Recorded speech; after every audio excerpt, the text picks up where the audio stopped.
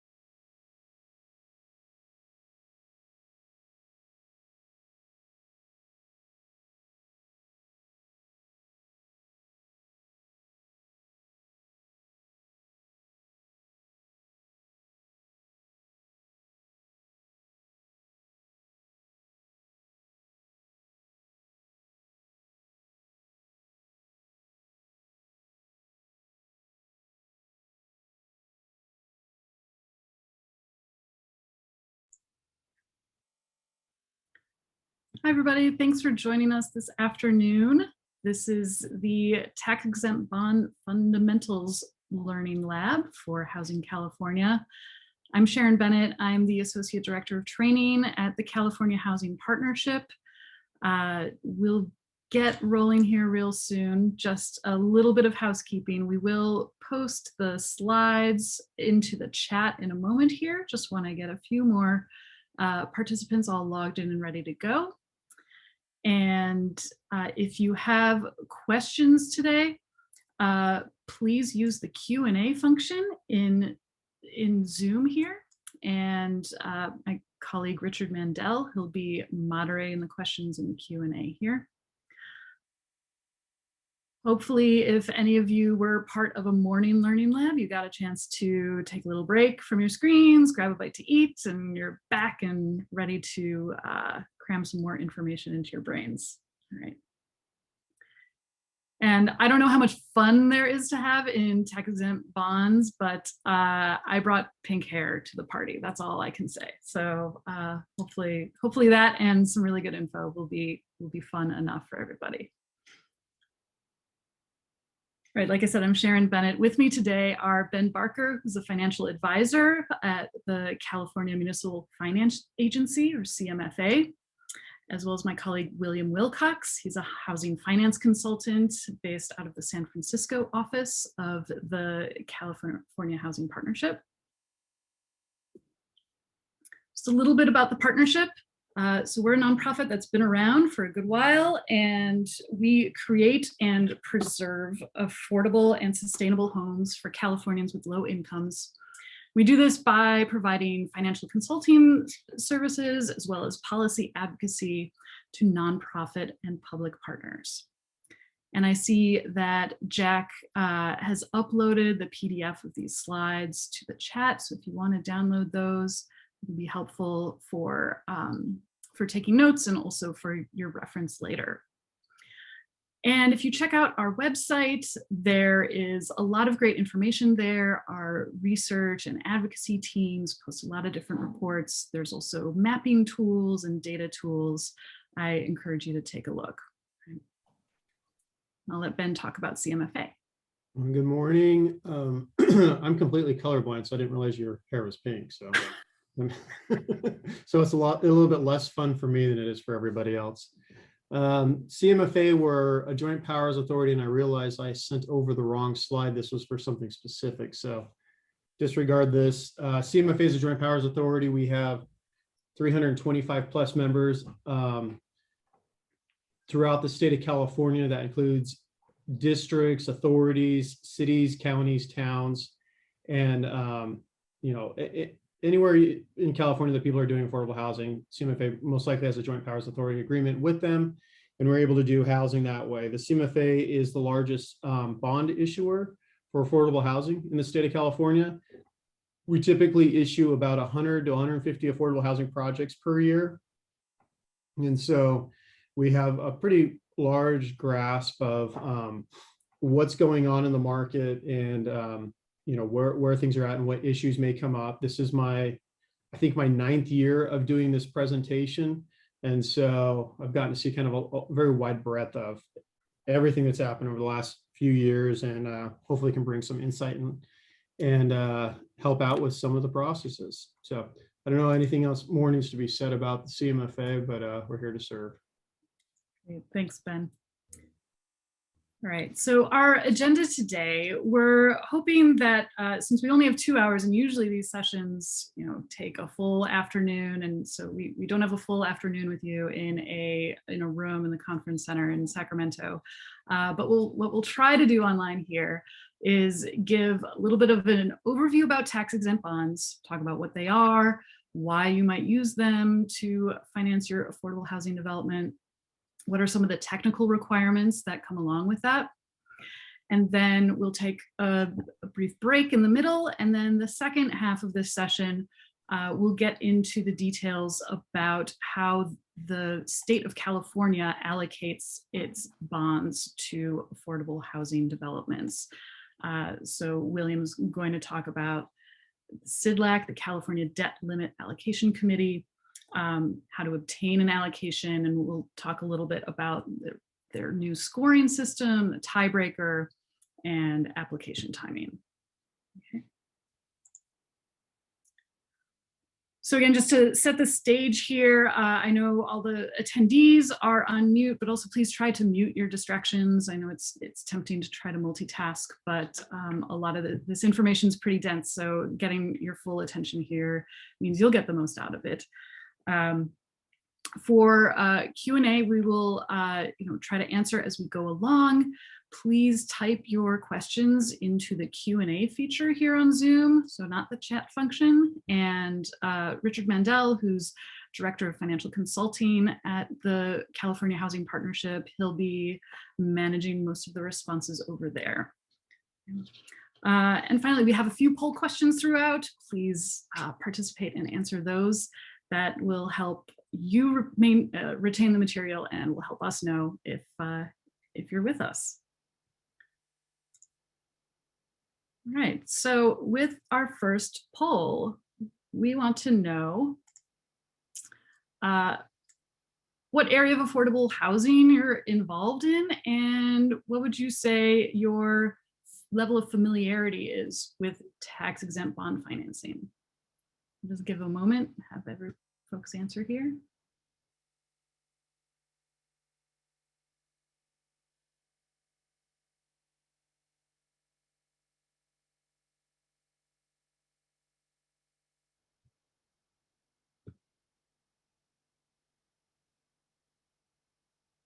All right, we had about a few more coming in.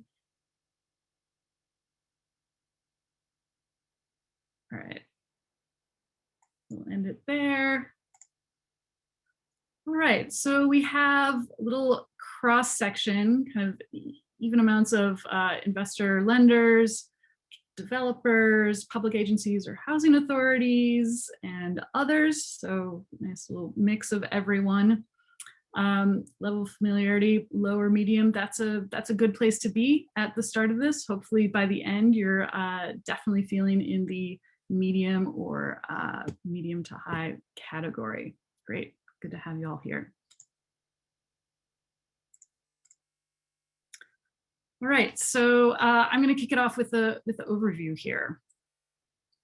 What is a tax-exempt bond? So if there's anything that we want folks to walk away with is we're hoping to demystify this a little bit, right? And so you'll know at the end of this that at the end of the day, especially if you are a developer or a borrower, a tax-exempt bond just basically looks like a mortgage to you.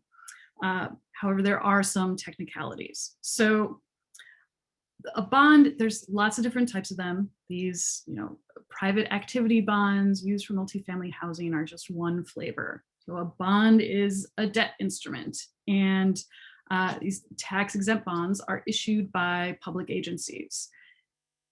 Public agencies could range from cities to counties to joint powers authorities like CMFA, housing authorities as well. And in addition to housing bonds, you might, heard about general obligation bonds, where that is issued to pay for a certain project, and then tax revenue is used to pay off those bonds.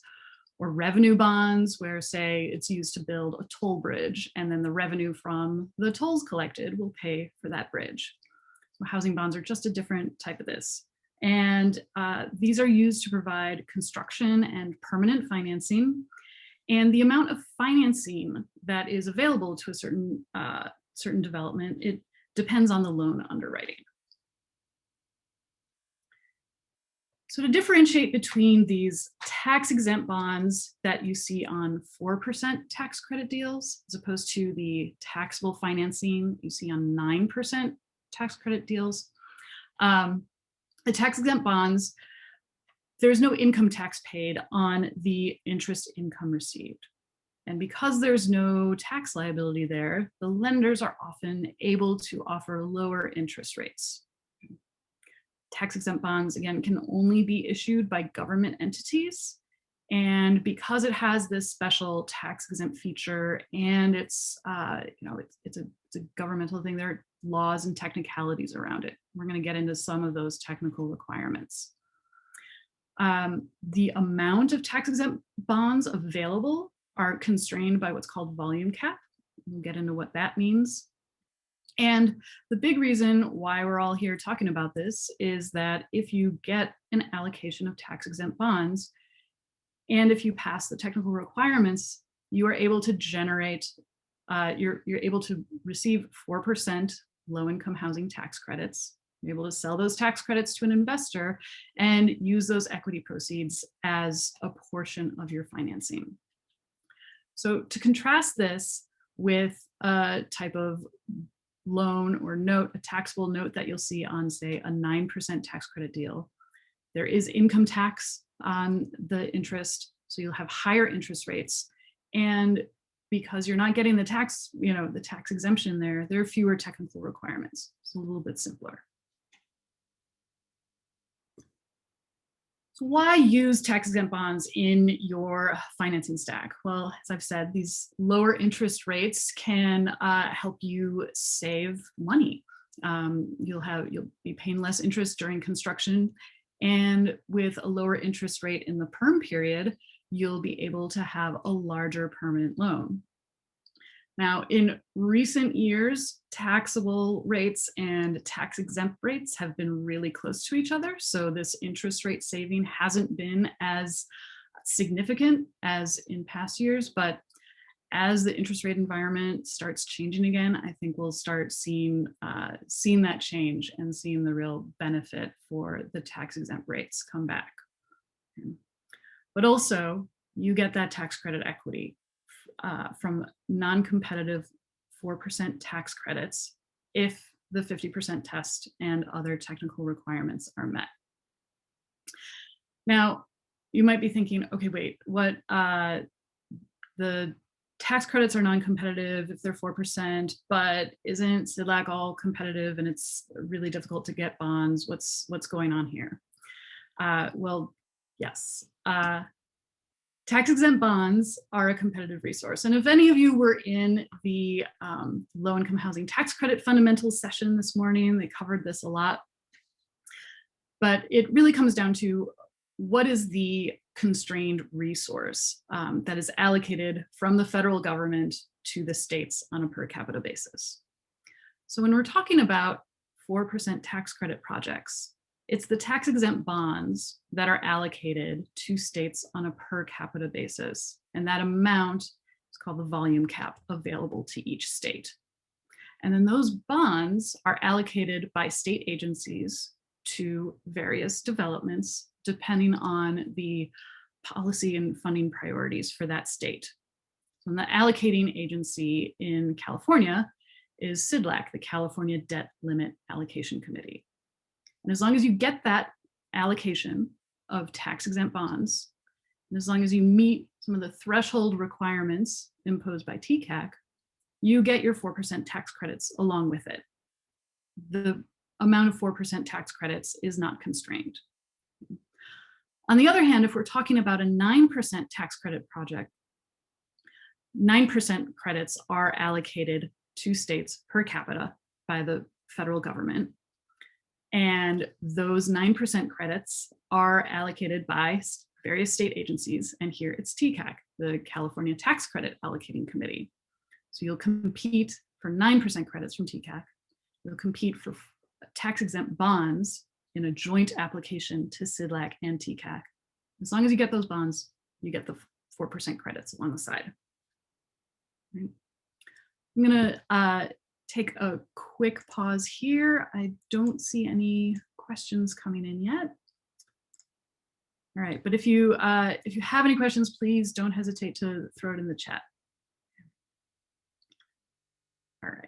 Oh, and Jack, I think if you could reshare the slides one more time in the chat, that would be helpful. All right, I'm going to pass it off to Ben, who's going to take us through some of the technical requirements. Okay, so we've got a brief overview of what we're doing here. We're talking about bonds, tax-exempt bonds specifically, and how do we qualify and why do you want them? Again, you want tax-exempt bonds because the interest is tax-exempt to the investors on the bonds. And so it creates a need to want to buy the bonds and helps us finance projects cheaply.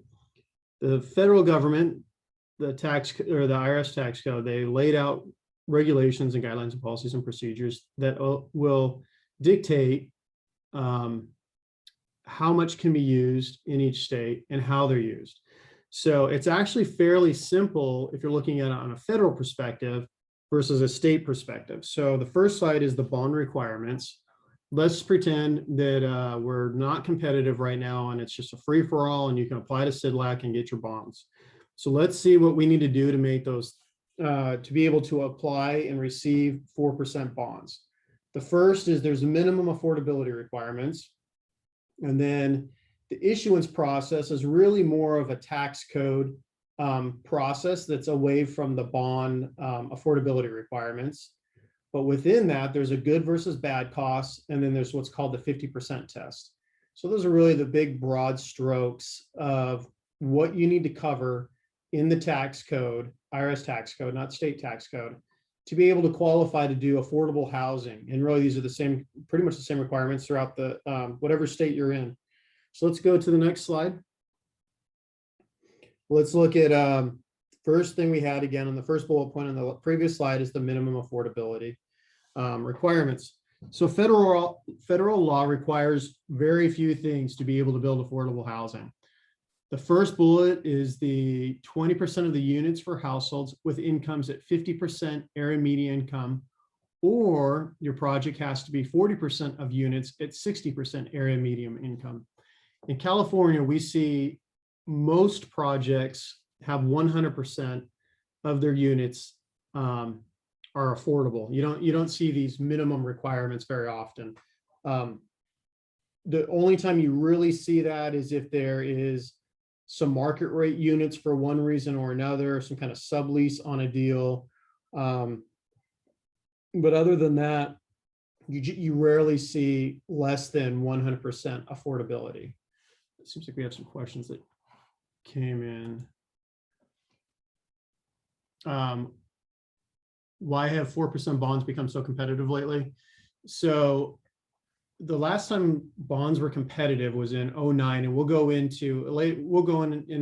about an hour or so, we'll go into the breakdown of allocation.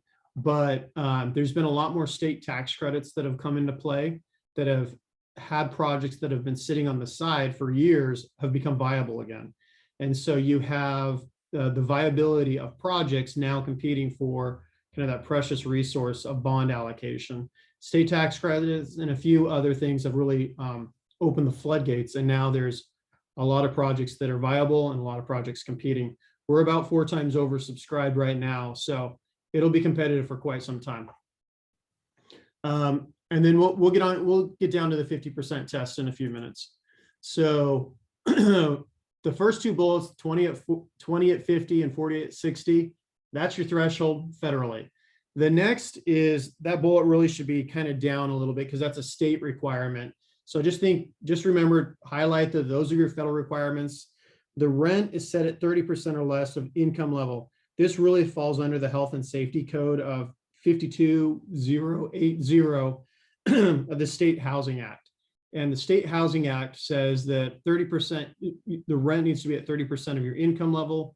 From there, CIDLAC and TCAC have essentially piggybacked off of that, as well as HCID and a number of other state-run organizations use the health and safety code of the state to get those numbers. So the state agencies, again, CIDLAC and TCAC impose additional affordability restrictions. So let's go to the next slide. Let's get a little bit more state specific. Again, federal, if you're going to do an affordable housing project, it's just the 20 at 50 and 40 at 60 AMI levels. They also have that your project needs to be affordable for a minimum of 15 years. And that's once it hits 50% occupancy. So just think new construction, once you're at 50% occupied, that really starts your test. It's usually memorialized in your Exhibit E of your regulatory agreements. And once you're there, your clock starts for 15 years, which doesn't matter in California, because in California, when we get a bond allocation from CIDLAC, we're put under a 55-year regulatory requirement.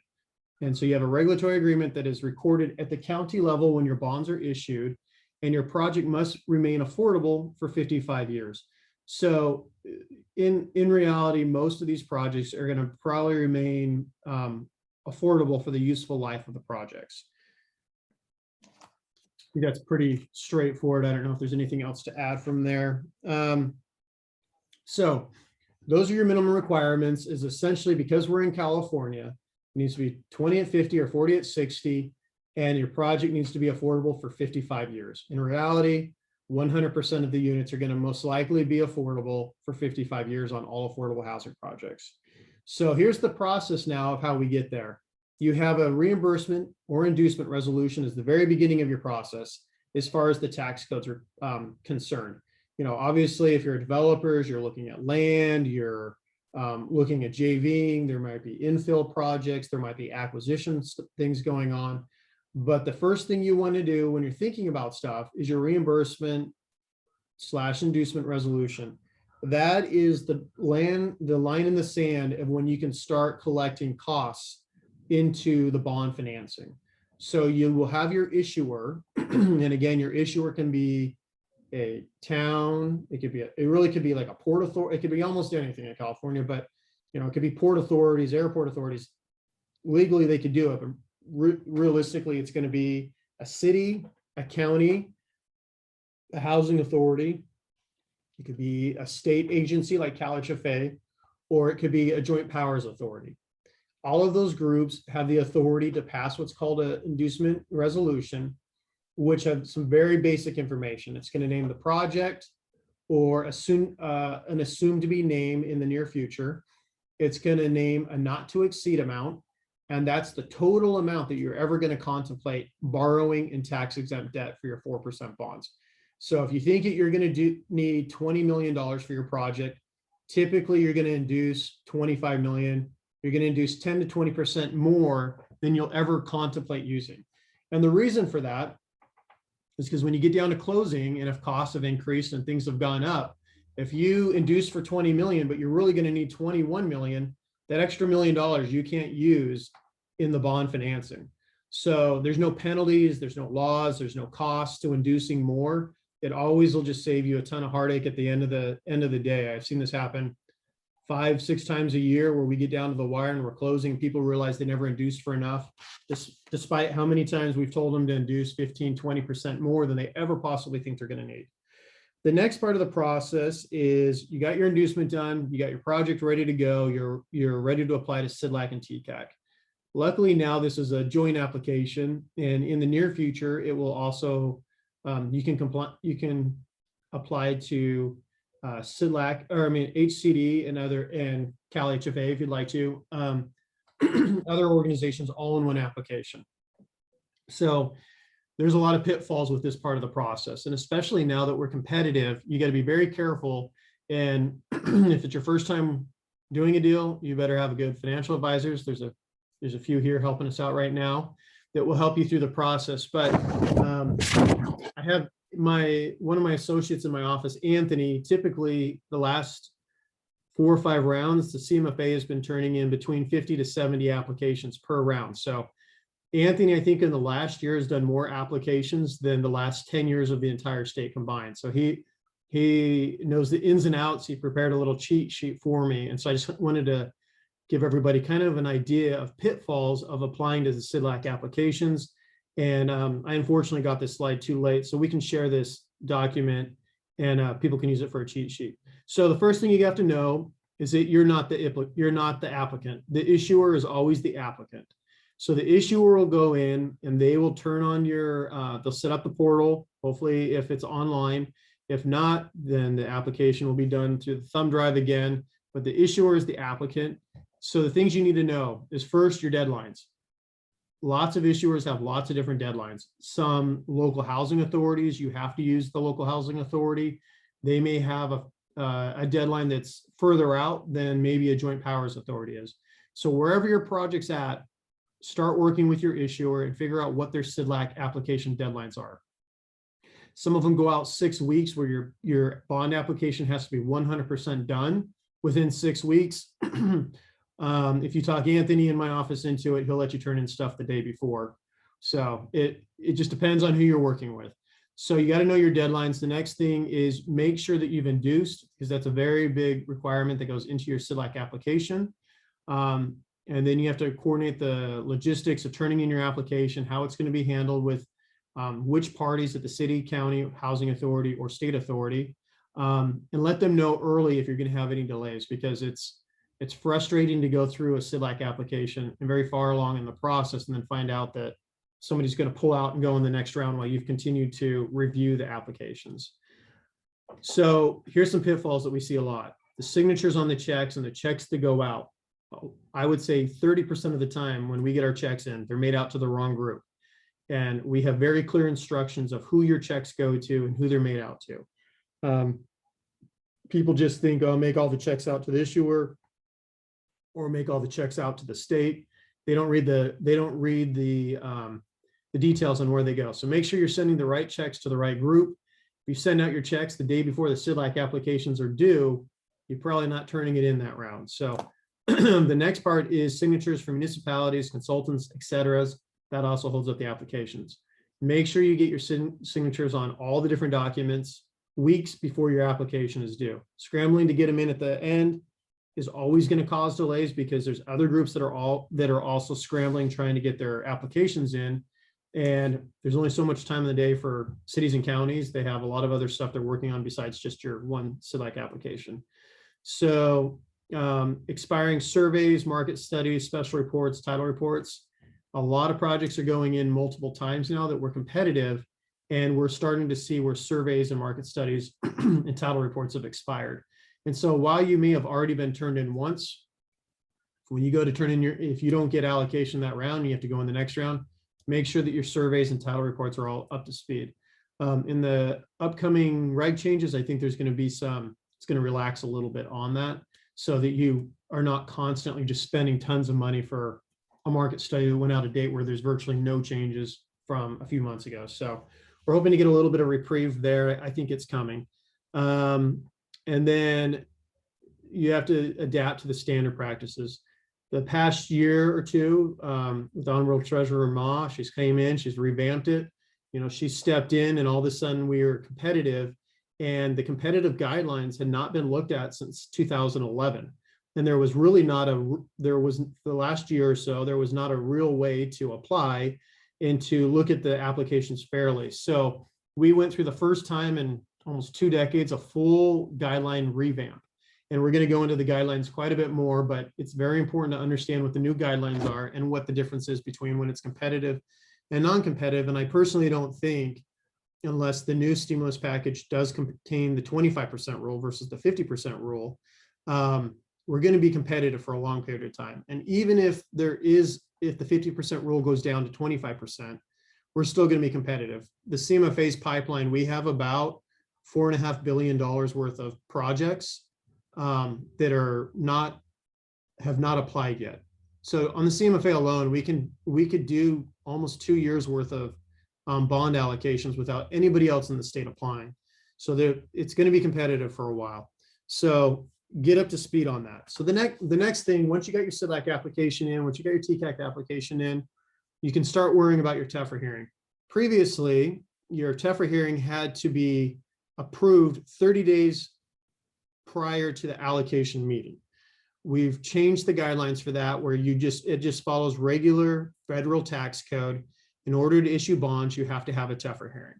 So the tax code is, you can have a public hearing approved the day of bond issuance. That's pretty much it. TEFRA is the Tax Equity Fiscal Responsibility Act of 1984 under 142D. It is a public hearing that was really created for, there's a lot of people back in the early 80s financing like Kmart's and 7-Eleven's tax exempt. And so the IRS put a policy in place that says you have to have a public hearing within the host jurisdiction so that the public can opine that the project is tax exempt. So if you think about that, and if anyone's been to a city council meeting, most of the people that are getting up and speaking have no, you wouldn't take their opinion on if something qualifies for tax, if something qualifies to be tax exempt.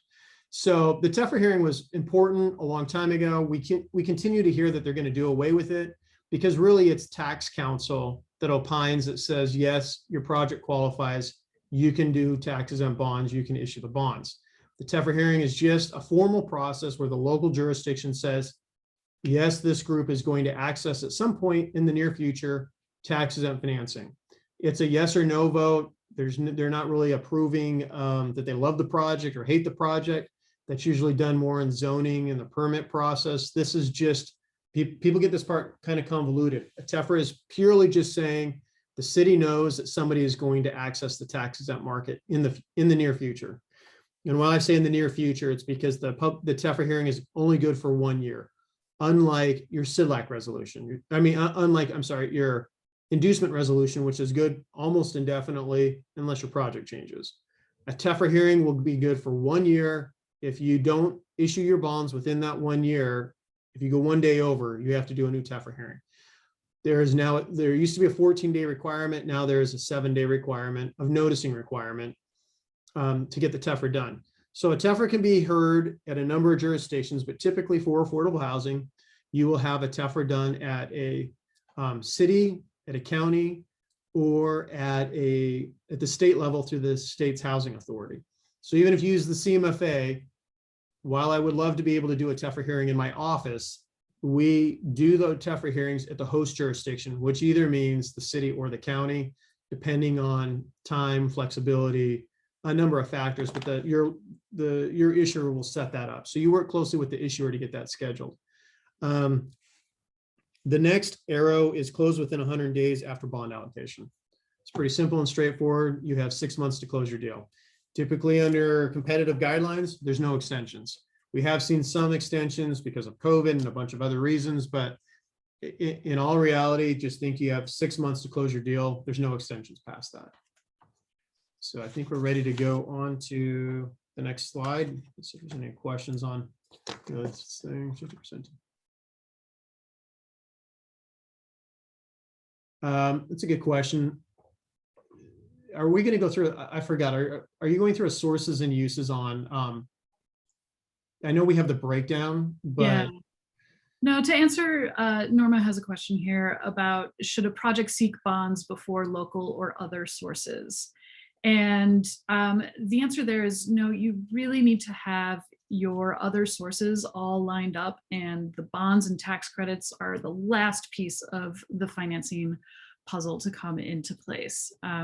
You'll get your tax credit investor and your conventional lender typically after you get your bond and tax credit allocation, but otherwise all of your soft sources, you need those in hand because of this 6-month closing deadline. So after you have your bond allocation, you only have 6 months to do the rest of the things as far as lining up your investor and lender, getting your building permits, getting everything all squared away. So for that reason, you need to have those soft sources committed before you go for your bond application.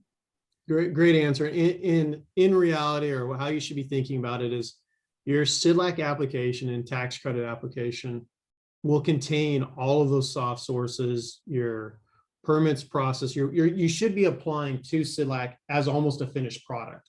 There's a few loose ends that you tie up, but you really need to think about this as, I have a finished product. I'm now allowed to apply to SIDLAC, and I should be closing as soon as possible, not scrambling to get everything figured out. And then like 3 weeks before your 6 months is up, start begging for extensions and seeing if you can get everybody on, the 30 different people on the party list, rearranging all their schedules because you turned in an application that had nothing finished. So that's the appropriate way to do it. And to have a complete application, we need to have those done. So next is good versus bad costs. So the reimbursement or inducement resolution triggers good costs. Well, why we keep saying reimbursement or inducement resolution, it means the exact same thing. Some housing authorities call it a reimbursement. Some bond councils call it reimbursement. Some other bond councils call it inducement. Some JPAs refer to inducement. CMFA, for some reason, we use the word inducement more than reimbursement, but reimbursement is the more technical, correct way of saying it, but you'll hear those two words interchangeable. So again, the resolution triggers the good cost clock.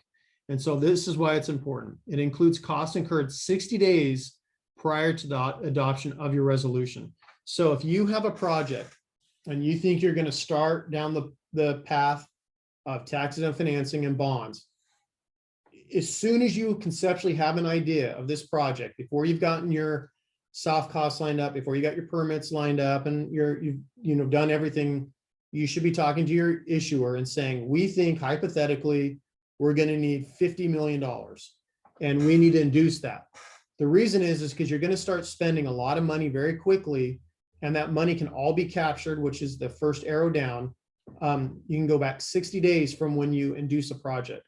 So you want to capture all of your costs as much as possible into the bond financing, because your bond financing is a cheaper way to finance costs than out-of-pocket costs, equity. There's a lot of different ways to pay for those costs, but this should be the cheapest way to pay for your costs. There are some things that you can't include. So that's the exceptions for certain pre-development expenditures, architecture and stuff like that. Relocation, reallocation, okay, within 18 months. And go to the next slide. So this is a little bit more on the good versus bad costs. So 95% of the bond proceeds can go towards everything on the left. So it's pretty self-explanatory, but really you're going to have your bond counsel, which is also your tax counsel, is going to go through this, and they're going to make sure that these all line up. If you don't, then you can, a lot of times with the sources and uses, you can use money from soft costs to pay for some things. You can move some things around, but really these are the things that need to be included into your 95% of bond proceeds. So again, costs of depreciable basis incurred by project owner after reimbursement resolution, the functionally related and subordinate facilities, managers units, and then community facilities, all that stuff can go there. The next that cannot is commercial facilities, up to 25% of bonds toward the land and 2% of the cost of issuance. So obviously there's a lot of mixed use projects, and you really get into a line of how much you can finance of those mixed use within your tax-exempt bonds. If you can't finance all of your project within your tax-exempt bonds, you always have the option to add a taxable tail, and it will generally save you costs by using essentially the same loan bond documents and just adding a small component to the back end of your deal. Up to 2% of bond costs of issuance. So that means all of your financing fees need to fit within 2%. That's an IRS tax code that applies across the board for all tax-exempt financing. You can't exceed the 2%. If you go above the 2%, you'll have to come out of pocket or pay for that with taxable bonds. So I don't really have much more to add to that. I kind of covered a lot of this. So I covered a lot of this already, but I'll run through it, and then there's one more question I can answer really quick. So you're submitting for your 4% LIHTC deals, you submit to a joint select TCAC application, which is much nicer than continually submitting telephone thick book binders of applications where it's almost completely duplicate. So now we get one application. You also are applying to the issuer, and depending on the issuer, it could take you 10 minutes to apply, or it could take you days to apply, just depending on what the requirements are. Now SIDLAC is competitive, so we're going to get much more into that in a few minutes, but there are guidelines and there's a ranking process and a scoring process to see if you receive allocation. And then TCAC allocation guaranteed if requirements met. So essentially, if you're going to get 4% bonds, you're going to get tax credits on the deal. So it's kind of a give me on that part. And then I'm hearing we're going to get state tax credits, another round of state tax credits again. So that'll be a great thing. It'll be able to free up some more deals to be able to apply. So it's more essentially equity into your project from there. So we do have a quick question. Do local agencies, cities and counties need to join the JPA like a CMFA in order to reap the benefits of tax-exempt bond projects? So the CMFA, in order for the CMFA to hold a TEFRA, which is a key requirement to doing any tax-exempt financing, a joint powers authority needs to have the local authority be a member of its JPA. The CMFA has 325 plus members, but yes, they do have to be a member. So an example is the County of Los Angeles does not have any JPA members that can that do affordable housing. So if you had a project in unincorporated county LA, you have two options. You have to go to the county to do your financing, or you have to go to a state agency to do your financing, Cal HFA. You would not be able to use a group like mine, the CMFA. There's 3 groups that are like mine throughout the state. You wouldn't be able to go to a group like ours to do a deal in LA County because nobody is a member of LA County. So. Great. All right. Thanks for that, Ben. I appreciate it. I'll say real briefly here that the whole array of state tax credits that can go along with 4% developments is outside the scope of this 2-hour session, but there is a helpful chart on TCAC's website that sort of lays out the various types of state credits and which ones can be paired with 4% developments and which ones can be paired with 9%. It used to be that certain types of 4% plus state projects would apply to TCAC during the TCAC 9% rounds, but now all of those applications are done in a joint application to SIDLAC and TCAC. All right. So throughout the rest of the presentation here today, we're going to be trying to tie these concepts back to a little case study to sort of help folks link these ideas to something a bit more concrete, and hopefully that helps make sense of everything here.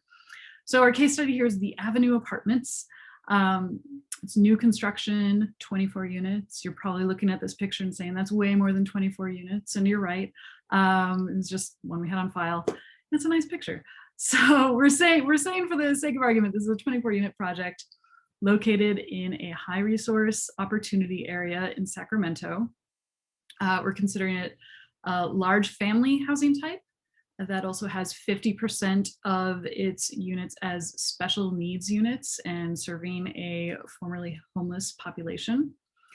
This will be a 4% project, and the total development costs will be $18.5 million, including land. So if you have happen to go through a construction loan closing for a 4% project like the Avenue Apartments, you've been on these closing calls where there are a lot of people on the line, and you might be wondering, who are all these folks who are coming together to make this happen? So our key participants here, we have the borrower, the bond counsel, the issuer. The issuer might have a financial advisor, the lender, the bank, and the trustee is another bank. So this we're all assuming is a private placement structure. This is the majority of structures in bond deals. Lately, there's also an option called public offering, which we won't get into the details of today. So here, as we've talked about a little bit before, the issuer is, they have the authority to issue bonds, and they're sometimes called conduit issuers because they are a conduit through which that authority is used. And we've detailed out that that is a public agency with this authority.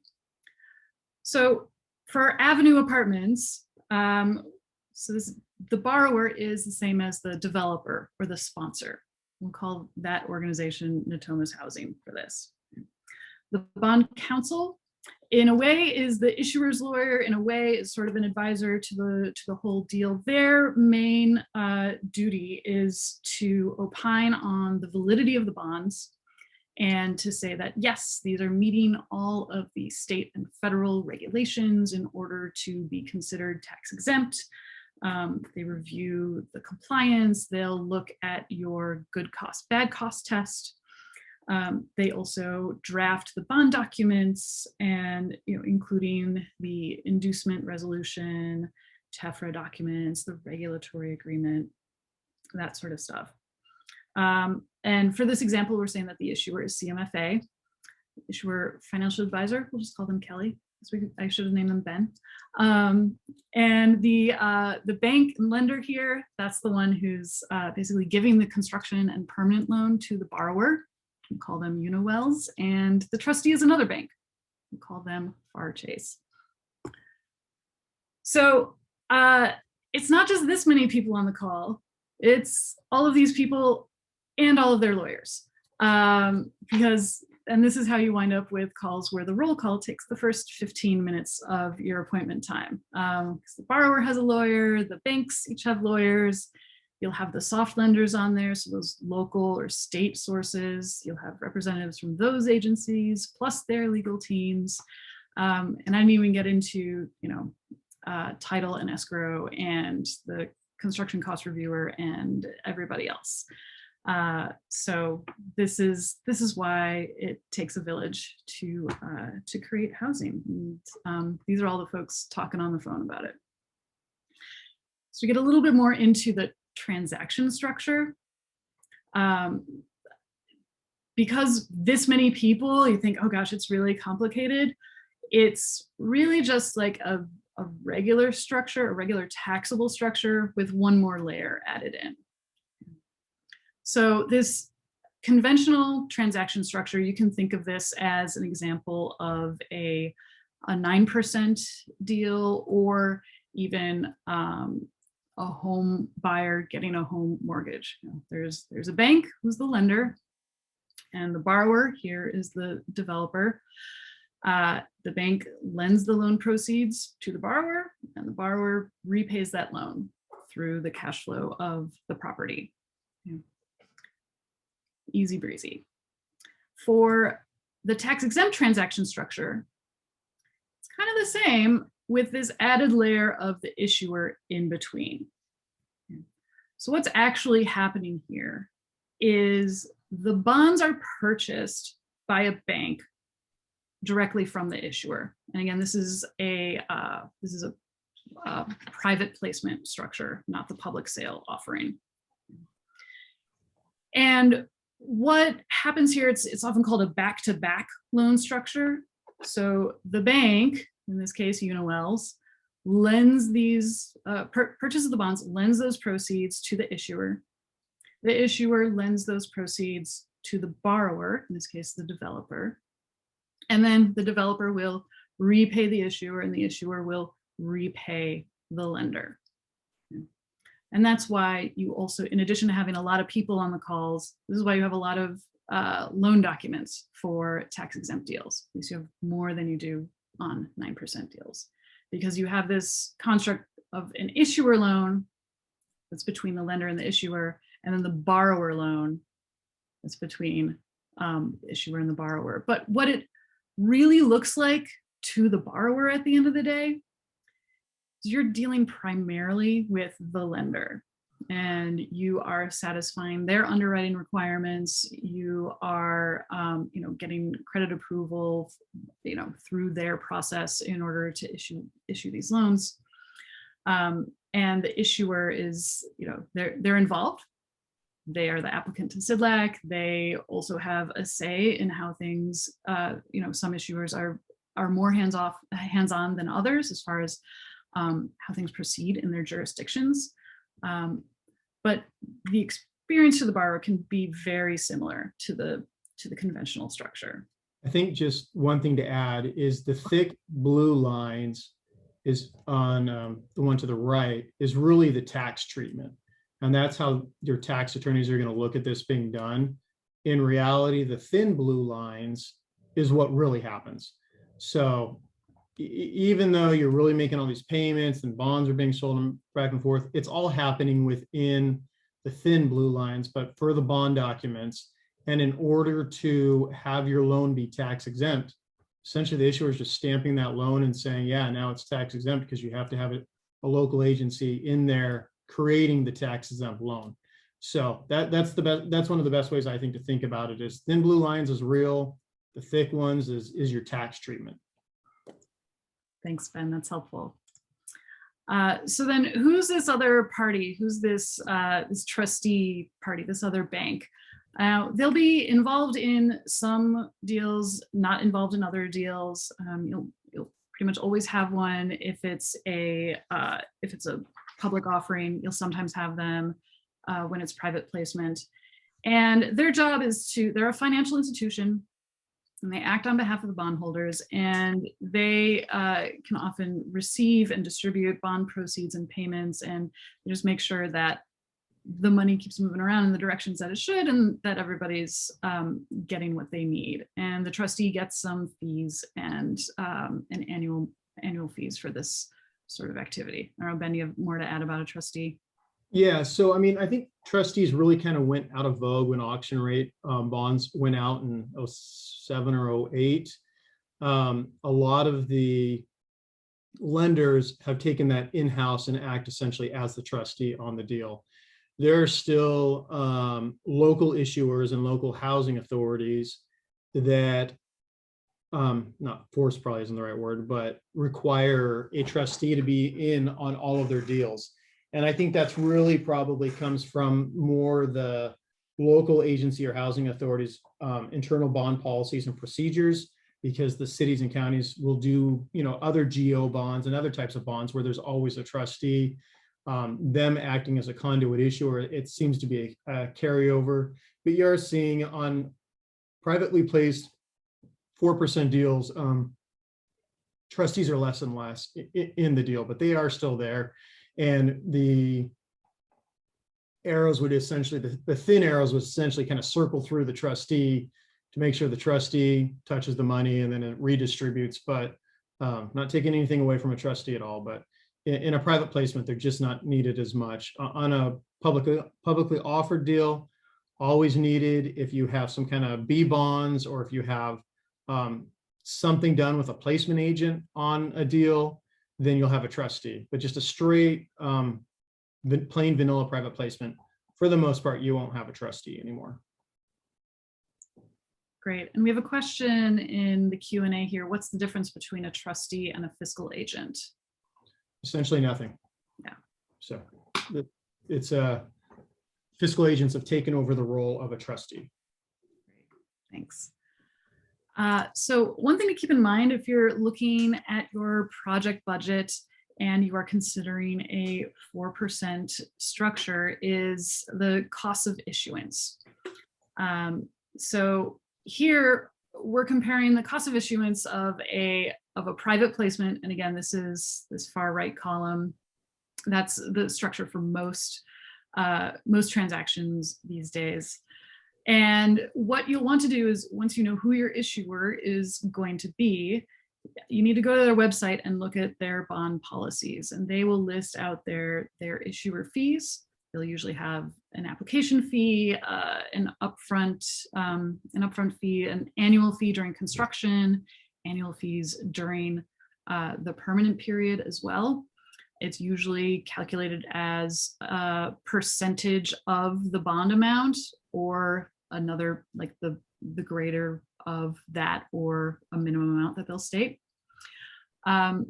And then it's also helpful if you have colleagues who have closed a bond deal with that same issuer to get a sense of what are the costs of their financial advisor, what are the costs of their bond counsel, because these can vary widely from issuer to issuer. Just to interject, I think a lot of times people want to put together like a kind of a spreadsheet to compare issuer to issuer fees, and it's really apples to oranges a lot of times, because some issuers will require that you have to use a specific bond counsel, and that those bond counsels know that they're always getting those deals. So if you were doing a deal in a different city, it might be $50,000, but here it's going to be $75,000. They may require a trustee, which could typically be $2,000 to $5,000 a year. They could require a financial advisor, which could be $35,000 to $50,000 for the deal. So there's all kinds of ancillary costs that go along with it. So you have to measure the full amount. Annual fees could be based off of a per unit amount with an escalator on it versus just a minimum monitoring fee. So there are a lot of different ways to look at the fees. And again, I think the big part too is you have your total 2%. You got to make sure that all the fees that are adding up stay under the tax code. Yeah, that's right. Thanks, Ben. And so as you'll see here, the and then there's also for every 4% deal, there's a CIDLAC fee. There's a small fee that goes to CDAC, which is the California Debt and Investment Advisory Committee. Yep.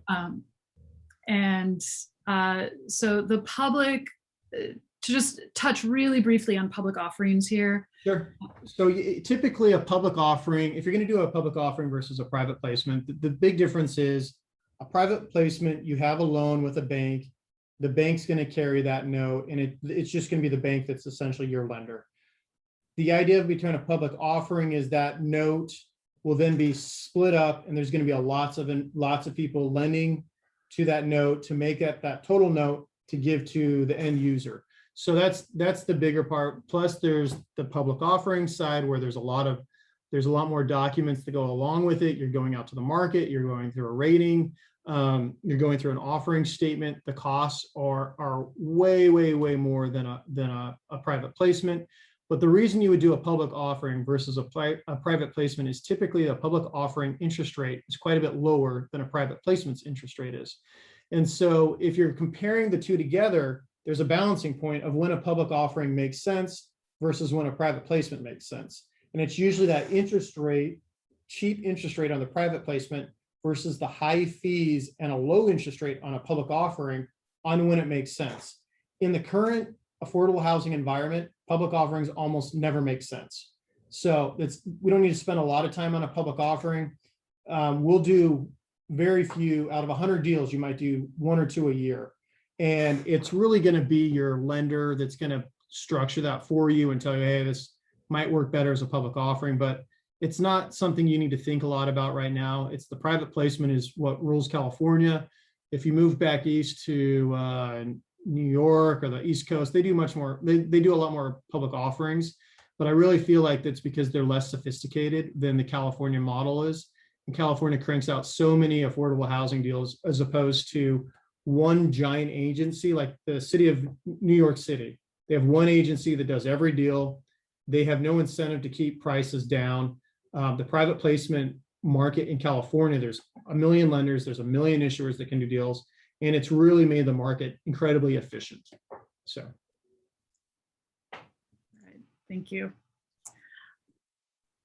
All right, so we're going to move away from these structured things and get to the big technical requirement that is super important and is kind of one of the key issues, and that is the 50% test. And this is something you've probably heard, talked about. We're going to walk through the basics of this. So basically, in order to get those 4% tax credits and the 4% equity on your project, on as much of your project as you can, you need to pass the 50% test. So the 50% test is looking at the amount of tax-exempt bonds divided by the aggregate basis of the project. And if that is greater than 50%, you get those 4% tax credits on all of the eligible project costs. If it's less than that, you get the 4% tax credits only on the proportion of eligible costs financed by the bonds. So let's say you just barely miss it and you're at 48% on your 50% test. Instead of getting 100% of your tax credits and tax credit equity, basically only getting 48% of your tax credits and tax credit equity, which your investor is not going to fly with that, and it's sort of a cliff event, and they have protections in place so you can get out of there if that's not met. But also, if you don't get that tax credit equity, you have a huge financing hole. And here, your aggregate basis, it's your depreciable basis plus land costs. So it's. Before we go on, do you mind if I add one thing real quick? Please do. So with the 50% test, there was a question is what's the federal government's rationale behind a 50% test? And essentially all they're saying is all your sources and uses, 50% of your sources have to be bonds. Why? I'm not exactly positive, but what my understanding is why they say 50% test is because they want the states to use up the allocation that's been given to them on the bond allocation side. So they want to make sure that the bond allocation is used up.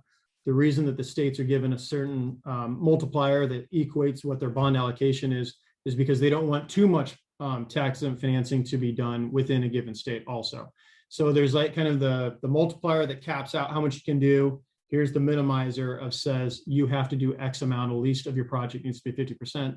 They don't want you to go and just issue $1 worth of bonds so that you can then get all the tax credits for free. So that's the idea of where the 50% test came from.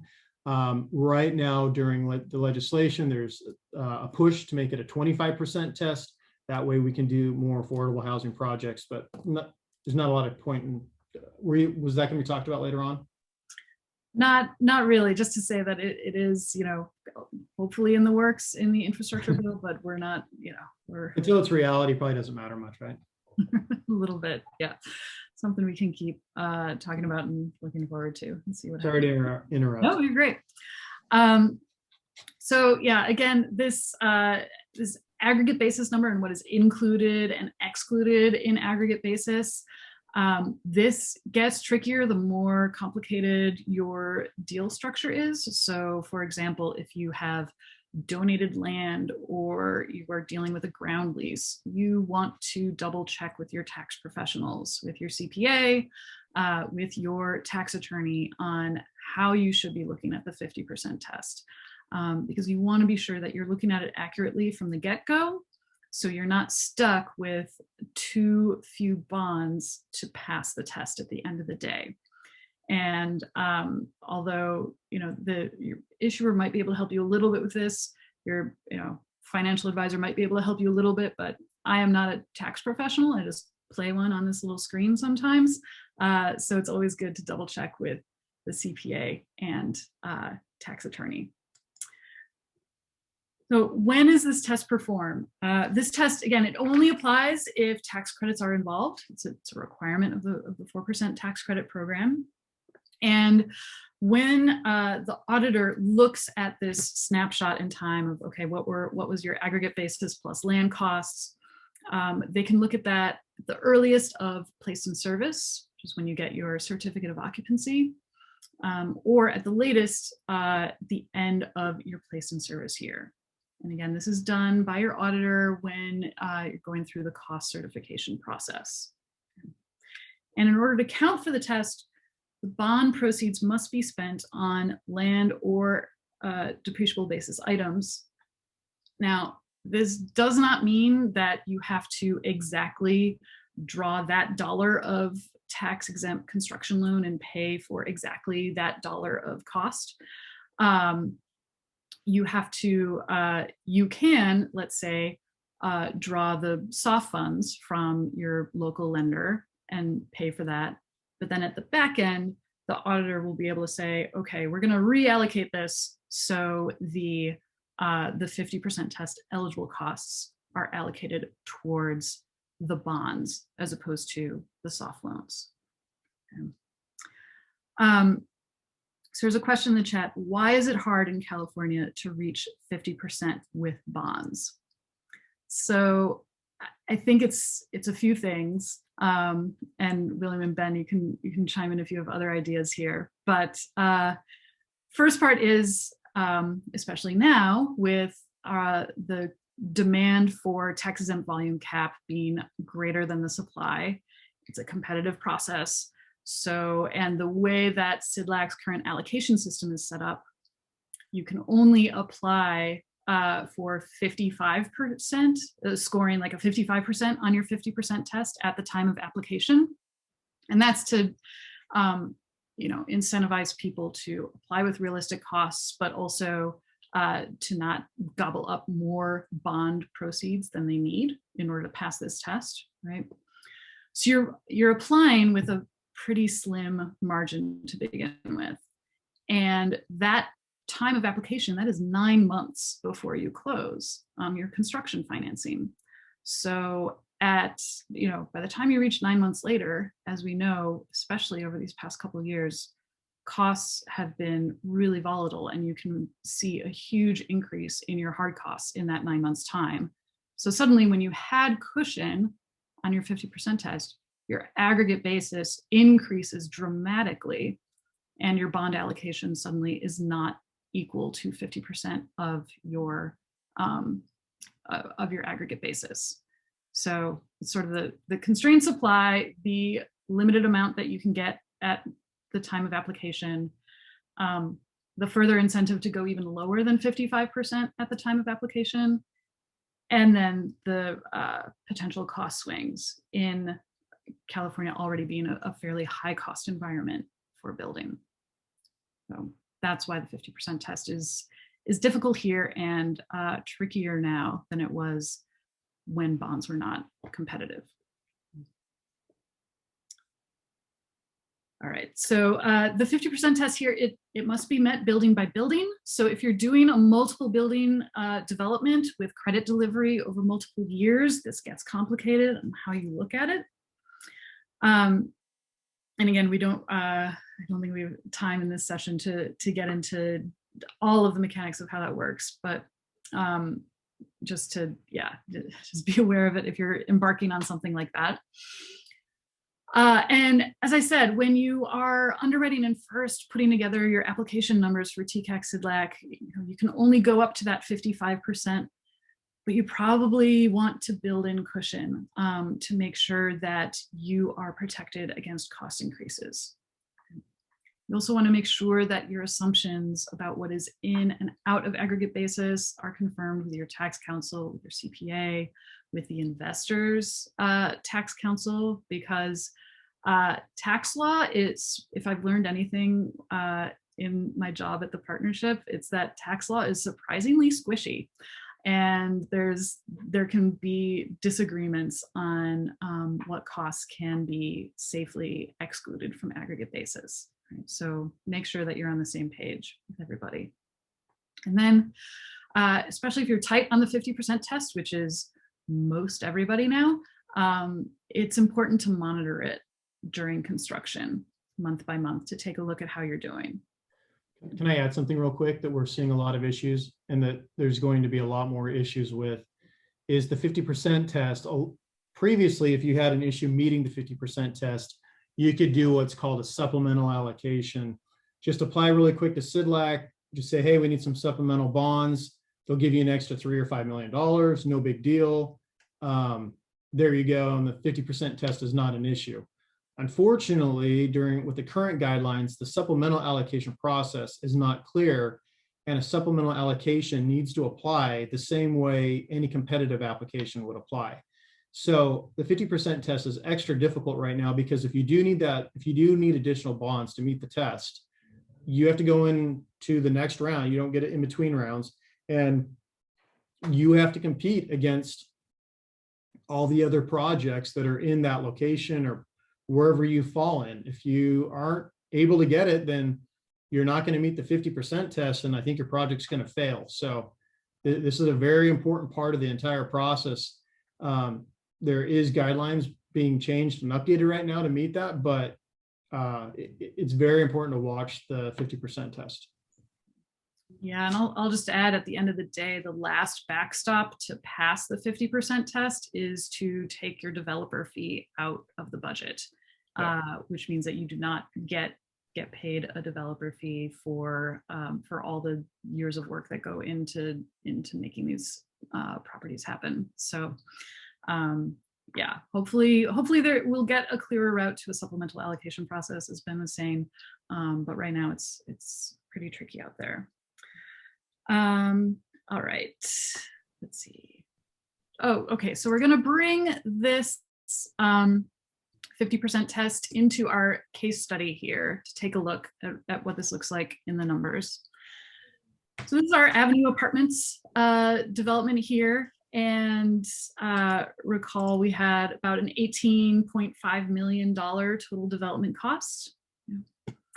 And the costs that are eligible for the 50% test, this is all of the costs that are in depreciable basis plus the land costs.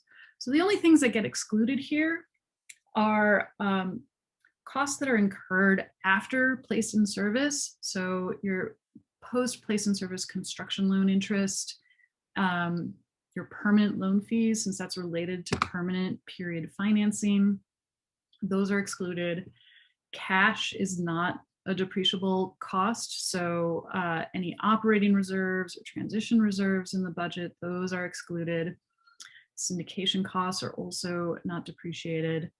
And you'll see here some of the construction hard costs are excluded. Like there, we're assuming that rough grading, which is not included in depreciable basis, that might not get included here. So, but again, these get really, really technical, and it's when you're looking at these that you want to be double checking with your tax counsel that you're making the right decisions. So our total development cost is 18.5 million. Our aggregate basis, so our depreciable basis plus land, is 18.18. And what we're doing here, we're taking 55% of that 18.18 number and arriving at $10 million. So that's that tax exempt bond allocation amount that lands us at 55% on our 50% test. And that's the amount of bonds that we're going to go to SIDLAC and apply for that allocation. So how this then fills out the rest of our stack is we have that tax exempt construction loan of $10 million. We have a portion of the limited partner tax credit equity in during construction. And for the Avenue Apartments here, they got $3 million from Sacramento HRA. And that doesn't get us all the way to our total development costs. So that gap is filled with more construction loan, but we reached our tax exempt bond allocation cap here. So it's filled with this taxable construction loan amount as a gap amount. And then when we move from the construction phase into the permanent phase, and we get some funding from the state HCD, we get our additional tax credit equity from the investor. Those funds are used to pay off the taxable construction loan and to pay down the tax exempt loan to the permanent loan amount that is basically the mortgage that's going to be paid off over the course of the project. Okay. So those tax exempt bonds of 4.1 million remain in the deal going forward. And here in the permanent phase, it's helpful to think about it as these soft sources are sort of the gap filler. So you can size and know what your permanent loan is going to be, with some variation depending on what underwriting assumptions you're using. You can kind of know what your equity is going to be. Again, like there's some variation with tax credit pricing and everything else, but the gap you have to fill then you find through other public sources. All right, so here is our next little poll. which element does not impact the 50% test?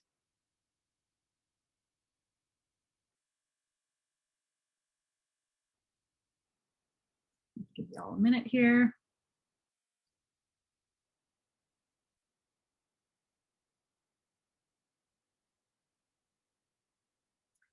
This is like waiting for popcorn in the microwave. You wait for the answers to slow down, or at least reach critical mass of people answering. All right, we'll end it here. Looks like about half of you are here. All right, so most of you were correct that rental income does not impact the 50% test. Right?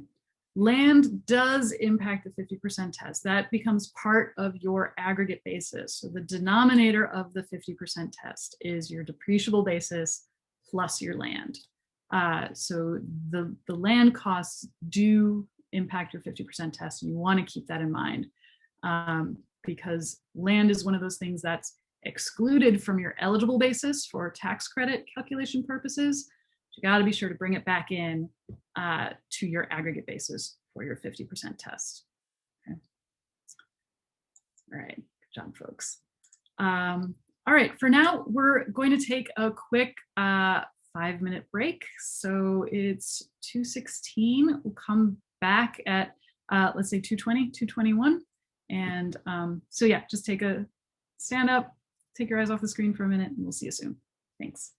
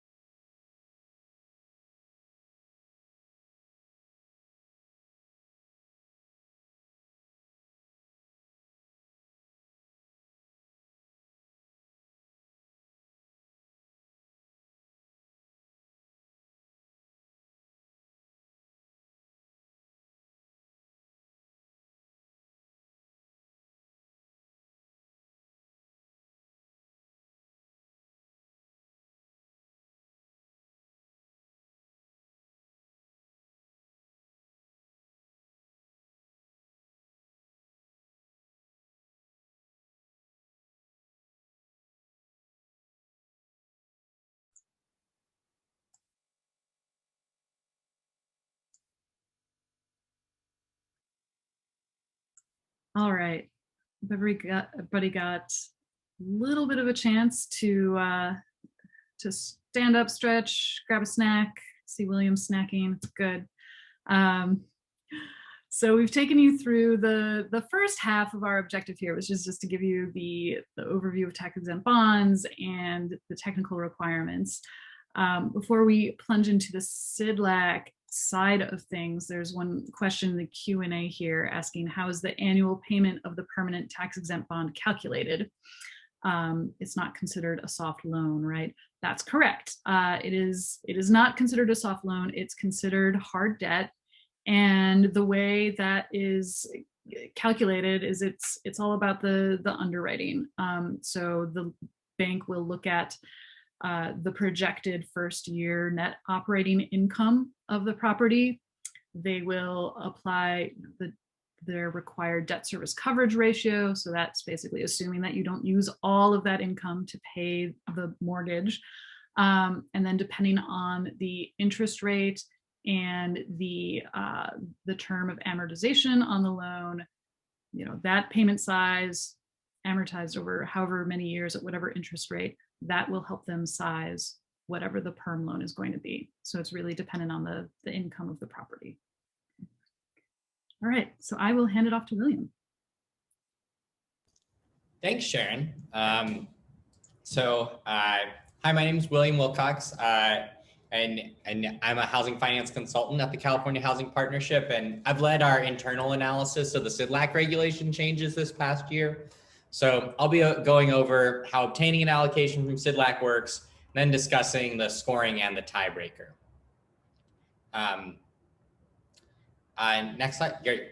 So volume cap tax-exempt private activity bond issuing authority in California is controlled and doled out by the California Debt Limit Allocation Committee, SIDLAC, which is a 3-person committee with representatives from the governor's office, the treasurer, and the controller's office. The agency, like TCAC, is housed in the treasurer's office. You can find all the necessary regulations and documents on SIDLAC's website. So what they actually dole out is not the bonds, but the authority for you to have the bonds. So it's like you're getting the IOU from the bank when you do a private placement, but SIDLAC allows you to have the authority to do that tax-exempt loan. Next section, next slide. Okay. The relevant sections of the SIDLAC regulations for affordable housing are in Chapter 2 of the regs. So you can see qualified residential rental projects, the term for affordable housing and tax-exempt bond land, is only part of what SIDLAC does, though it makes up 85 to 90% of the bonds they deal with. They also do a variety of other housing loans for single family and industrial development of public purpose, privately owned infrastructure, and similar projects. And overall, SIDLAC is allocated $110 per resident in volume cap tax-exempt private activity bond issuing authority.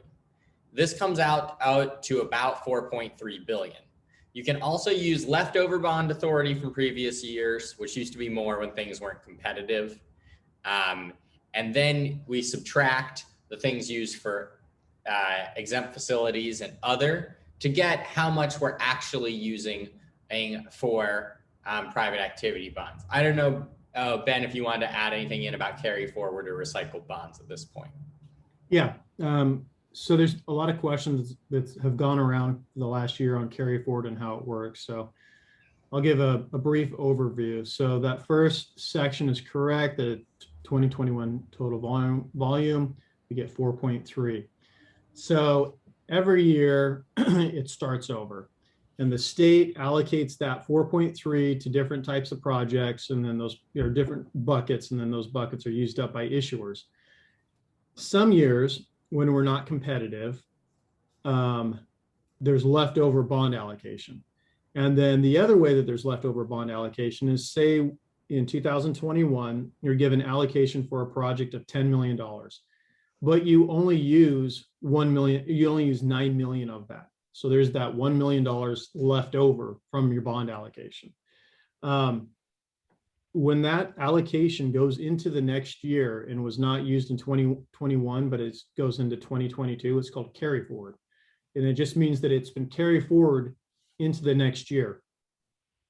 that allocation stays with the issuer because the issuer has to file a form with the IRS on February 15th.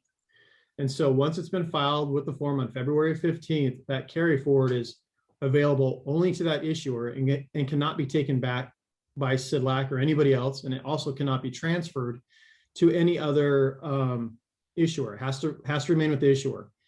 The tax code says it's first in, first out. So if I do a deal, I have to use my oldest allocation first. So I close a deal, you always are using the oldest allocation before you move on to your next allocation.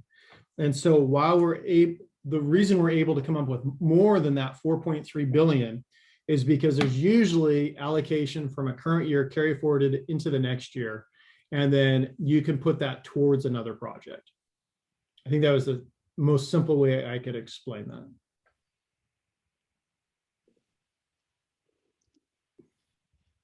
So you can see that there's 3.7 billion that's then sort of split up throughout the allocation process, with 60% going to these pools and set-asides, and then the remaining 40% and split across the geographic regions, which I'm going to go into more deeply right now. So now I'm going to go over the pools and set-asides. So this is how it all sort of flows down. I will admit, this looks pretty wild and confusing, but let me walk you through it slowly, try and make sense of it, because there is just a little rhyme and reason to it. So if we start from the top, we have our affordable housing bonds. 60% goes to the pools and set-asides. The other 40% is for the geographic regions. Within the pools, there's a bit for new construction, which has 3 separate set-asides. Right, so there's the homeless, the ELI, which is extremely low income, which is basically a set-aside for if you have leverage from state or local government, and then the state-funded mixed income program pool. Then there's the Black, Indigenous, people of color developer pool, the rural new construction pool, at-risk preservation, and other rehab.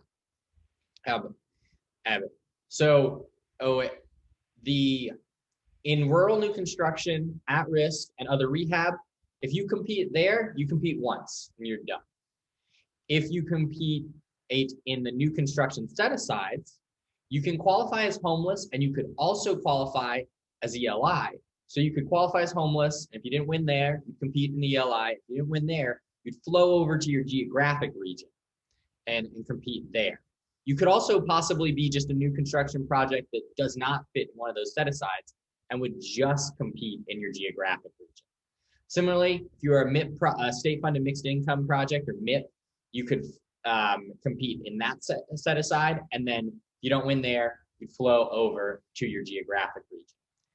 BIPOC is the only one where you get more bites at the apple, where you could compete there, and if you were a BIPOC other rehab project, you would flow over and compete there, or you would, if you are a BIPOC project that is new construction and homeless and ELI and in the city of Los Angeles, you compete first in BIPOC, then you compete in homeless, then you compete in ELI, then you would compete in the city of LA.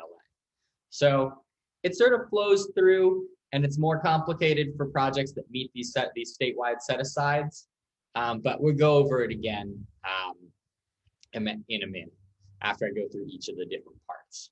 So let's go to the next one.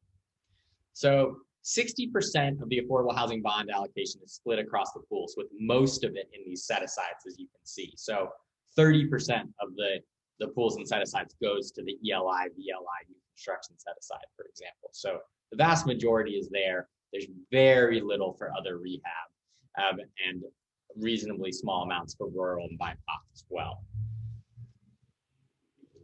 So rural is just rural new construction.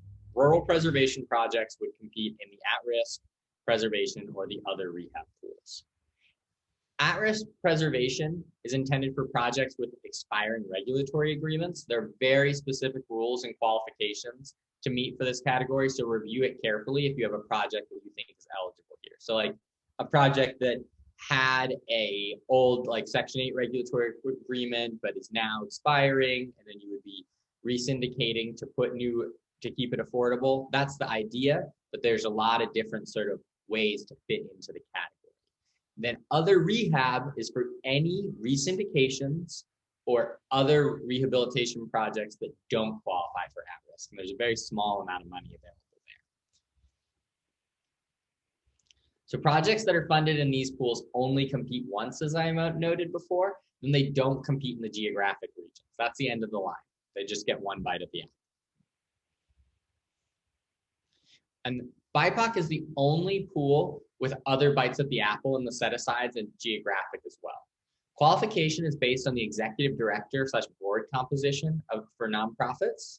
And this category is only for developers that do not already meet the TCAC experience points requirements.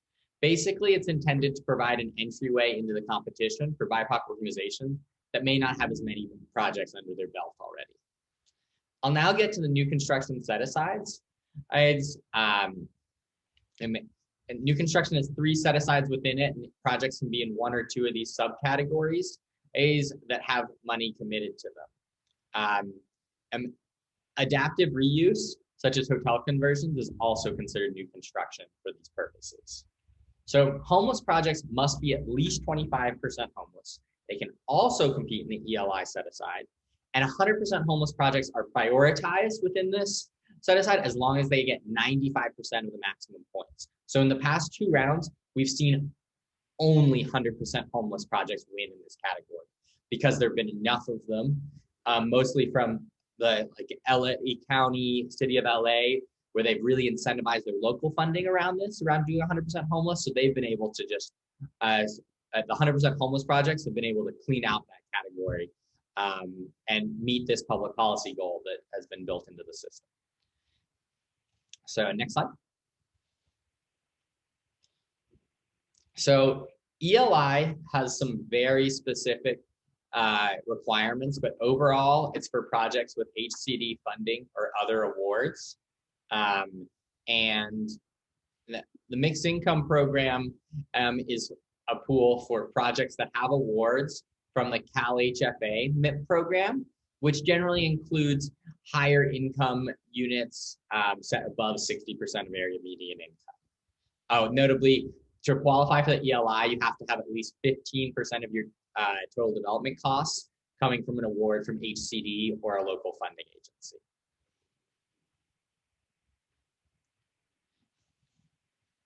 So does anyone have any questions so far about how this all works? I can go over the way this sort of all flows through again, or if you got it, we can keep on keeping on. I think we're looking pretty good. Great, great. So the geographic regions were split up using the same method that TCAC uses based on the number of rent burden low-income households across the state. And then for SIDLAC, it was adjusted based on cost sum at a recent meeting. Since you can't use gap financing to address your bond request through the nature of the 50% test. If your project costs, if your aggregate basis is $100, you have to get $50 worth of bonds no matter what other sources you have. And so if you were able to build it for cheaper somewhere else for the same number of units, you'd only need $40 worth of bonds, even if you got that other $20 from a local funding agency to cover the cost difference. Wouldn't help you on that $10 difference in your bond needs. So projects that don't qualify for a set-aside just compete in the geographic region. If a region doesn't use all their bonds in a round, they roll over to the next round. And at the 3rd round, then there's like a wait list and they use them all up. So now let's take a look at our case study, the Avenue Apartments. So we've got no place like home funds. 50% of our units are set aside for homeless households, and it's in Sacramento. What are all the pools and set-asides this project will compete in, given that information? I asked everybody to put their answers in the chat if they have a guess.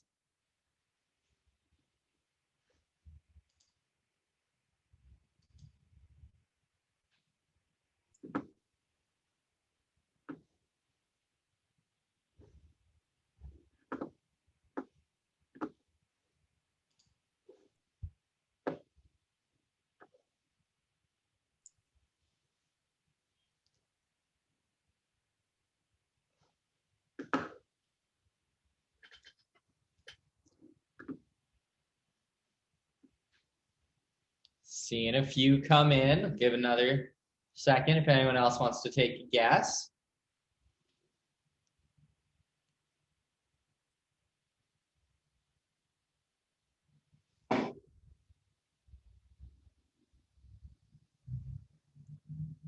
And yeah, I'm seeing a lot of right answers. So it would first compete in the homeless set aside, but not get the 100% homeless priority because it's more than 25% homeless.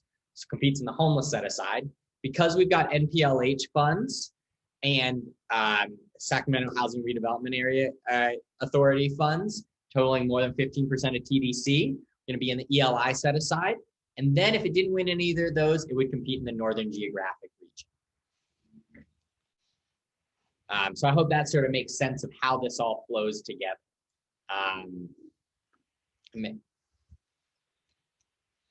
Now I'm going to go over how the scoring works for SIDLAC. And we're going to go over each of these categories and how some of their policy goals are linked together, but we're not going to get too lost in the details on them because there is a lot of meat in the regulations and you can really dig down into them if you have any sort of specific things with your own project. So scoring is out of 120 points, and in pools besides other rehab and at-risk, where there's some nuance in the preservation points, a project must score 119 points to be competitive at all. There are 11 scoring categories, though some only apply to preservation or new construction projects. Some parts of the scoring are directly not aligned with the TCAC 9% scoring. This is part of a broader effort to align scoring and evaluation criteria across all state housing agencies, SIDLAC, TCAC, HCD, and CalHFA. So the aligned ones include your housing type points, which are based on the same definitions, site amenities, which are actually part of the affirmatively furthering fair housing points, or AFA, as well as service amenities, experience points, and readiness, where all of them pretty much match exactly the TCAC regulations. Service amenities are up to 10 points based on the 9% criteria. And if a project doesn't qualify for a specific 9% housing type, it can just choose service amenities from any one housing type. And similarly, the readiness points are based on the 9% program. There's 180 days from award to begin to close and begin construction, as Ben mentioned before. And so some categories only apply to rehab projects, whereas others are only for new construction. Rehab projects in the at-risk or other rehab pool do not receive housing type or density points, but alternatively can get up to 20 points based on various project specifics. New construction projects can get density points in variety of ways. Most large projects will qualify on the net density per acre, but for now, any project will qualify by having their land use approvals prior to January 1, 2022. These points are only for new construction. So housing type is also only for new construction based on the 9% definition. So senior housing type, special needs, large family. Projects can also get all these points if they receive full points under the density category or got their entitlements before January 1st, 2022. So those are workarounds for projects that were already fully entitled, already had construction architecture drawings when the system was put in place. On to the next slide. So affirmatively furthering fair housing points were meant to address the fact that historically TCAC has awarded a disproportionate amount of projects in areas with low resources or high poverty and segregation. So now TCAC and SIDLAC use maps of opportunity levels that are on their website, which are based on some research that originally came from Raj Chetty at Harvard. That points to the fact that over your lifetime, if you grow up in an area with more opportunities, better jobs and schools, you're more successful. The Chetty research measured it in your lifetime income. And so now TCAC and SIDLAC reward some projects in high and highest resource areas to incentivize funding more projects in those areas to address the historic deficit of the amount of low income affordable housing that was available there. Just to answer that question, you can't actually pair 9% credits with tax-exempt bonds. That's illegal under the tax code.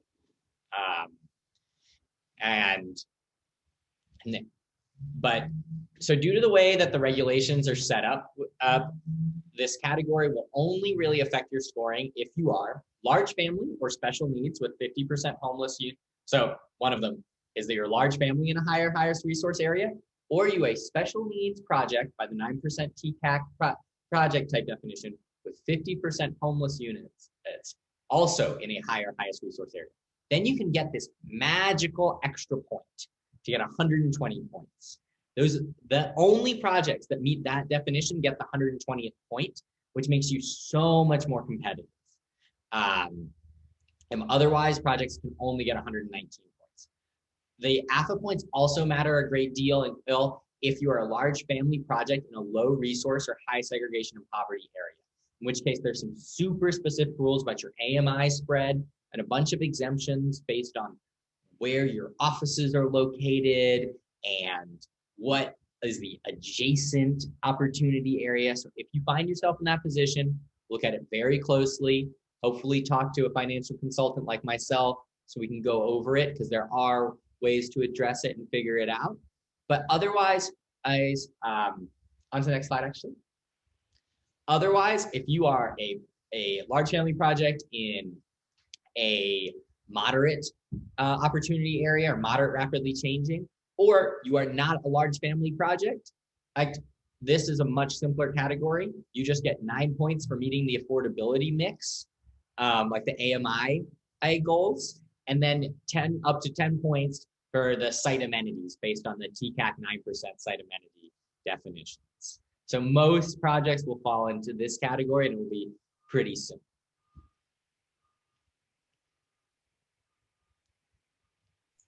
Sorry, I'll just pause a moment. There's a question here. How is large family project defined? So the definition for the large family housing type lives in the TCAC regulations, and it is of your non-manager units, you need to have 25% or more of the units be 3-bedroom or larger, and 25% 2-bedroom or larger.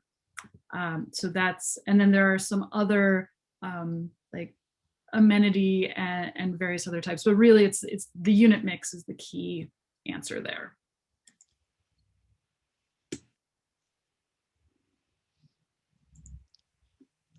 So 2 scoring categories are set up to incentivize projects to have deeper affordability and be further below market rents, and thus offer more benefit to tenants.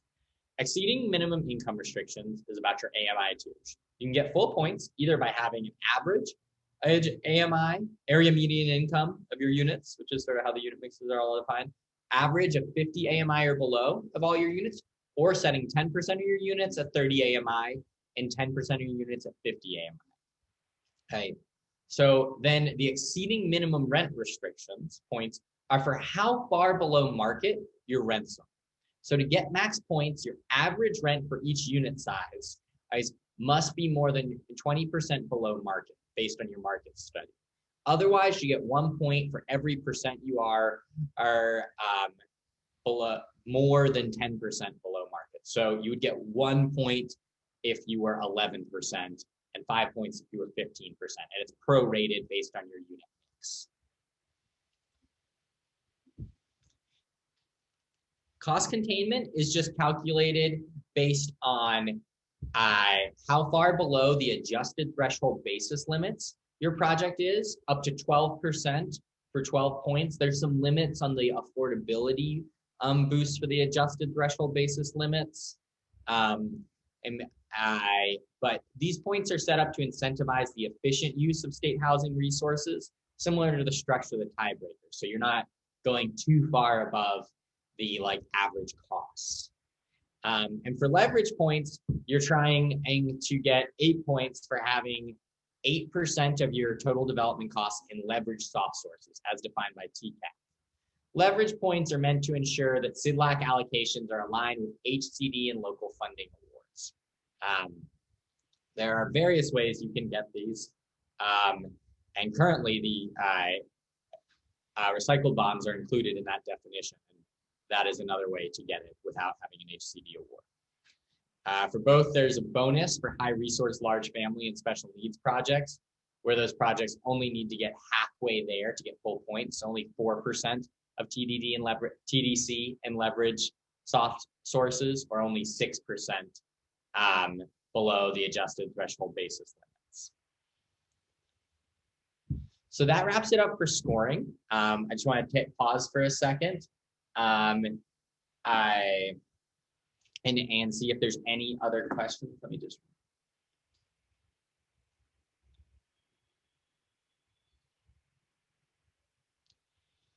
To answer the one question that is in the Q&A, I think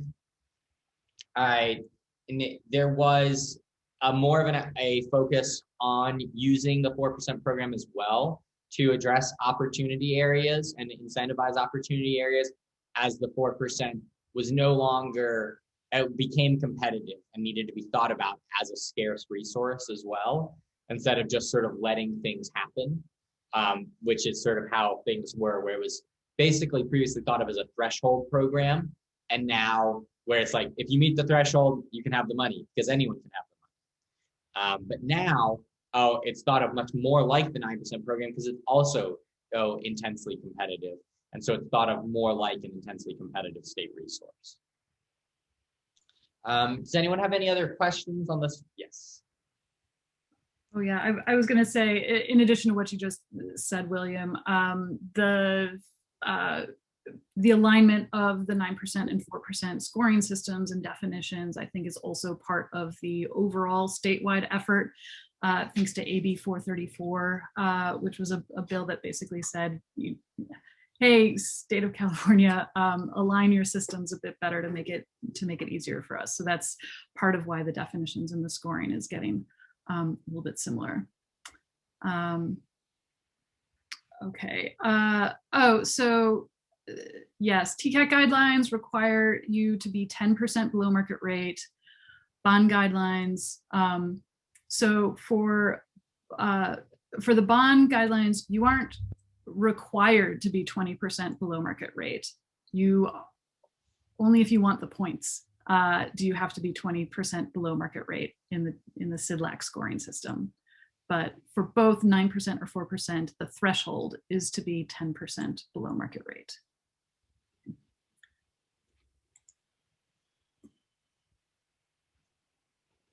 All right, I'll throw this back to you, William. Yeah, so now we're back at our poll question. What is the maximum number of points you can, a number of points a project can obtain if it's not located in a higher highest resource area?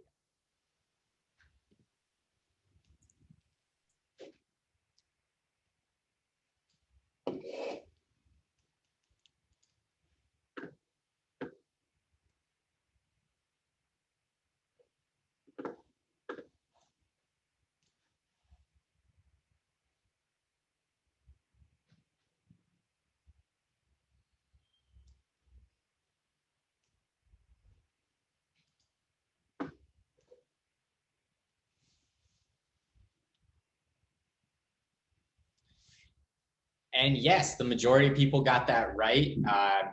It is 119 points. So you can only get that 120th point if you're in a higher highest resource area and you're either a large family project or a special needs project with 50% homeless units.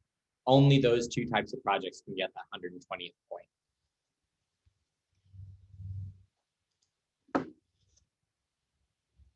So as you likely know, the tiebreaker is now the major determining factor for SIDLAC awards, since almost every project is scoring 119 or 120 points.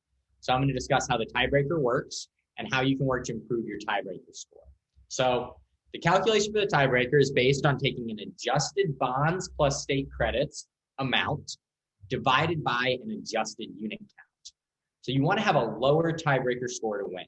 This incentivizes using fewer bonds per unit and thus a more efficient use of state resources. The challenge with this is that unlike the 9% projects, as I mentioned before, you can't sub in other local funds for higher cost areas because your bond amount is limited by the 50% test. So higher cost areas have done much worse on this tiebreaker generally. To get this number, you add the total number of bonds requested to the total state credits requested. Then you adjust that figure by multiplying it by a county adjustment factor and an opportunity area or homeless bonus adjuster, if applicable. Then you subtract the adjustment amount from the total of bonds and credits, bonds and state credits, and then you divide it by your adjusted unit count, which is weighted by unit size. So let's take a look at our case study and consider how it would do. So we'll need to consider what the adjustment type based on all this unit mix is. So the larger units will be weighted more, and we have a pretty even unit mix in this case. We'll need to look at where the project's located, and so what its county adjustment factor. So it's in Sacramento, so it's going to be Sacramento County. And then we need to look at whether or not it'll get the opportunity area or homeless boost. And then we'll need to apply that to what the total tax-exempt bond request and state credit request is. So first, let's look at the total amount of bonds and state credits. Our state credits is the only source besides bonds that gets added in, not HCD or local funds. So in this case, we had 10 million in bonds and 2 million in state credits. So our total is 12 million for bonds and state credits that'll go into the numerator. Then we take and apply the adjustment factor. So first we take the 6.1% for Sacramento County. This represents how much higher the 2-bedroom threshold basis limit for Sacramento is compared to the median 2-bedroom threshold basis limit in the state. These threshold basis limits are based on construction costs that TCAC has studied. If it was lower, the adjustment factor, if Sacramento's 2-bedroom threshold basis limit was lower than the median, it would actually be negative, which would increase the tiebreaker to sort of even it out and make it more fair across the state. So there's also a cap at 30%, which affects high-cost counties like San Francisco, San Mateo. So then we assess whether or not this project qualifies for either the opportunity area or the special needs tiebreaker bonus. As the opportunity area one is, are you a resource or higher highest resource in a higher highest resource area and a large family project? And the special needs tiebreaker is, are you special needs by the 9% definition and 50% homeless and in any area? So in this case, you would qualify under either of them. You can only get it one time. So, so the project has a total adjustment factor of 26.1%. So that's an important thing I'll point out is you can't change what resource area your project is in. So making your project 50% homeless and meeting the special needs housing type is the biggest thing you can do to change your tiebreaker. You can tinker with your unit mix some, you can take advantage of extra points for larger units, or cost savings from studios, or removing your state credits and putting in other resources. And state credit's the only one that hurt you, but that 20% bonus is the biggest thing you can do. So since all projects are must be at 55% or less on the 50% test, you really have a limited amount of wiggle room to sort of move this around, and you should really only go lower than 55% if you're very confident in your budget. So we take the 12 million, then we deduct the 12 million times 26.1% to get us about 8.7 million in our adjusted bonds plus credits. So that gets us the numerator, our adjusted bonds plus credits. Now let's figure out our adjusted unit count. You see here that it's weighted to give more points to larger units to account for the increased cost of larger units. There's also a limit on the number of 3 and 4 bedroom units you can get points for, so that people can't game the system. So since we have a number of 2 and 3 bedroom units in the project, our adjusted unit total is 27.9, even though we only have 24 units. If we only had studios, the adjusted total would be lower than the total unit count. So now to calculate your final tiebreaker, you just divide the adjusted bonds plus state credit total of 8.7 million by 27.9. And this gives you a tiebreaker of 317,849, which is not ideal, not very good compared to recent rounds. But you see how having that 2 million extra in state credits really hurts by increasing that a lot. Like it would be a lot lower if you didn't have those state credits. So winning tiebreakers have mostly been below 200,000 the past 2 rounds. So it depends on your region, your pool, your set aside. But remember, you have 120 points. So it's still possible you could have won in the Northern Geographic region, depending on how many other 120 point projects there were. Now, does anyone have any questions about the tiebreaker that I can go over?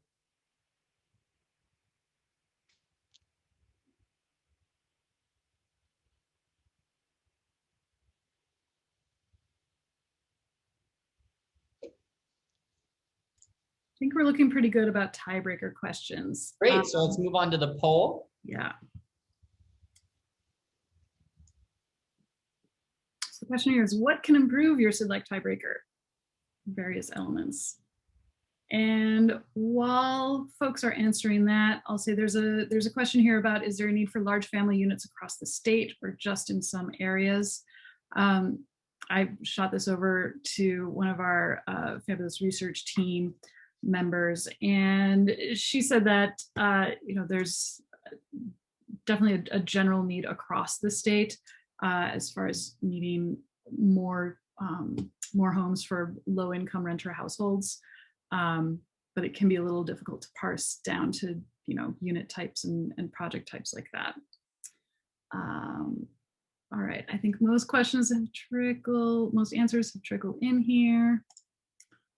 I'll share that.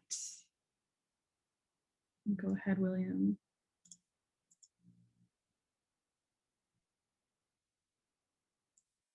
So yes, the correct answer here is that yes, all of these elements can improve your SID-like tiebreaker.